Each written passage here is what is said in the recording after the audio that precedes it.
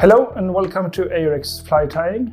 My name is Håkan and today we will be tying a salmonfly, a single hook salmonfly with a sort of Spanish hackle on it. The fly is composed by a Canadian guy called Ahrex, and it contains some parts from the classic salmonflies and with some more modern touch to it. We will be tying this fly on the home run, the HR 410. This is the size 1/0. We set the thread just above the hook point. Let's start with the tag on the fly.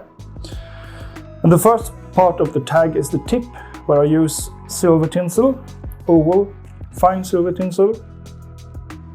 So we tie in the piece, the underside of the hook, and we tie it down the hook band to just above the hook bar and make 3 close turn and tie in and tie it down along under the hook shank, just to make it neat under the floss, which comes now. Cut off. And the second part of the tag is just yellow floss, silk floss. And I split up the floss because it contains a lot of threads, so I'm using just one of these 3. And we tie it in just above the hook point and make a smooth layer down to the tip and then forward again. Oops.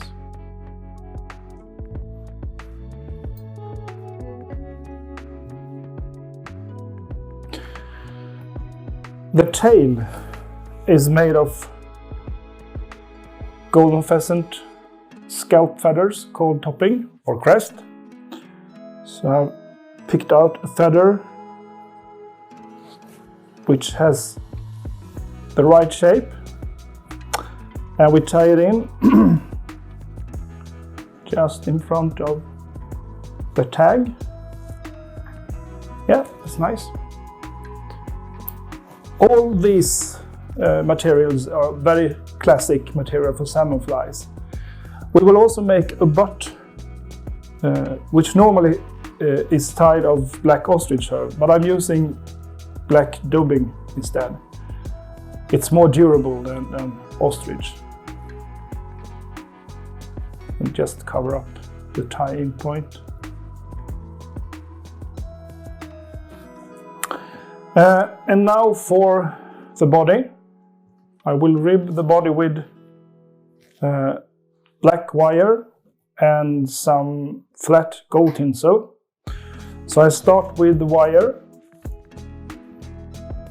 and tie it in along the hook shank. And next to it I will tie in a piece of flat tinsel. This is a mylar tinsel, so it's both gold and silver. So I tie it in with the silver turning out, and then when I wind the rib, it will become gold. And then we go back to the front part of the hook shank, and for the body I'm using holographic silver tinsel. You can use ordinary silver tinsel if you want, but I think this looks a bit, well, adds a bit more shine to the fly. And I will cover the hook shank twice. So I will tie in the tinsel in the front part and go back.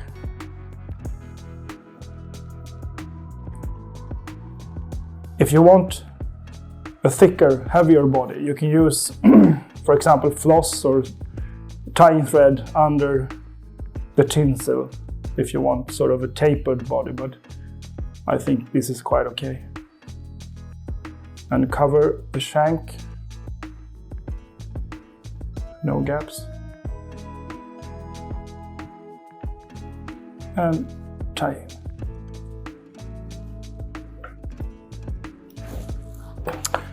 And then we take the flat tinsel, making even turns, 5.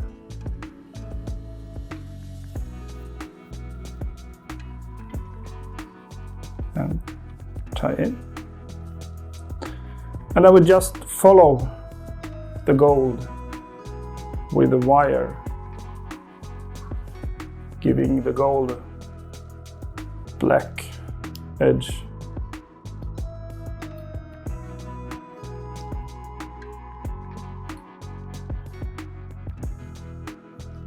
And tie in.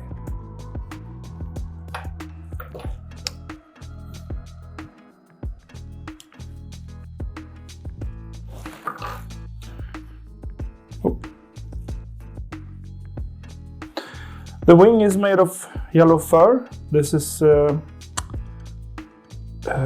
polar fox or marble fox. So I just cut off a bundle and then I just pull out the longer hair. I don't want the wing to be that long.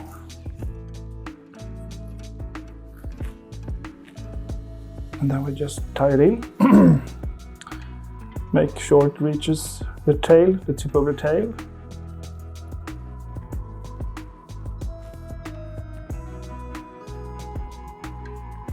Ah, that's nice.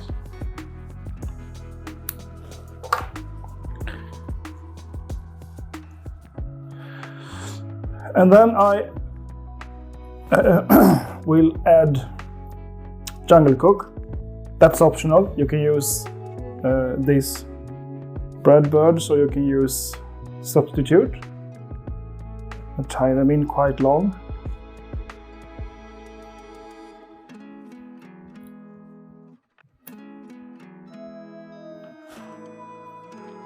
One on each side.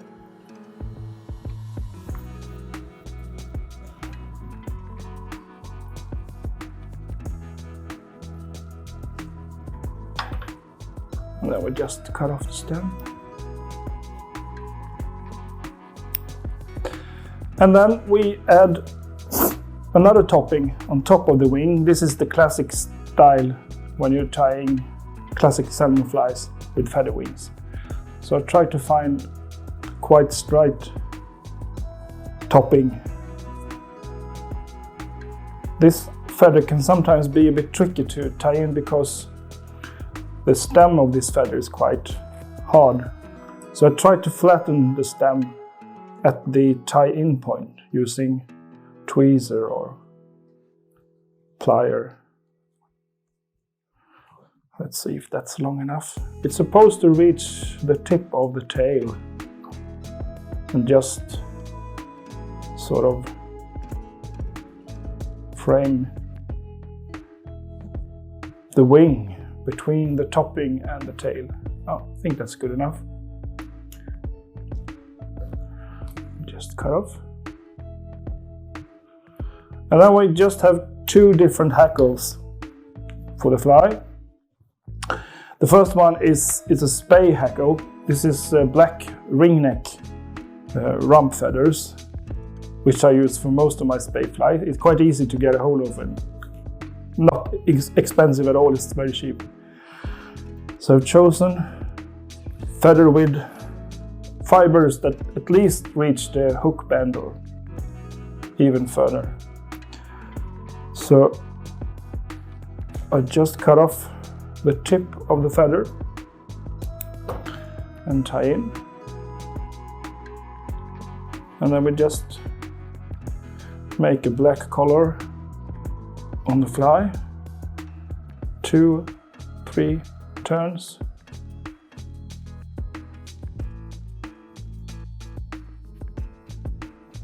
And tie in.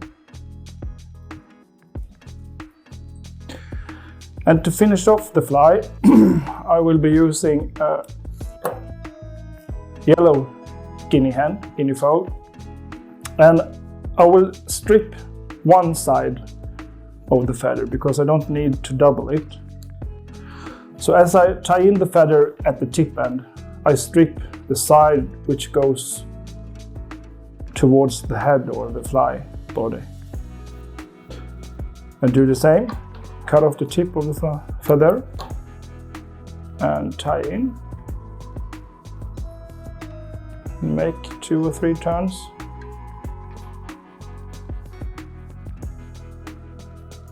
Like that.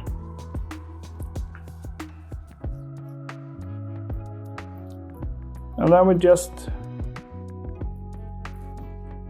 finish the fly, making a neat head. Try to cover everything with thread. And then just the whip finish.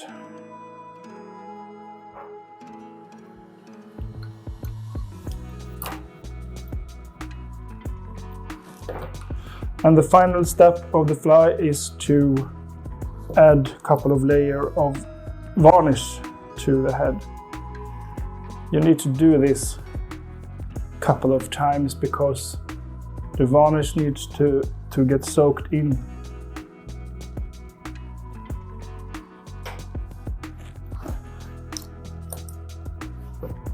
And there we have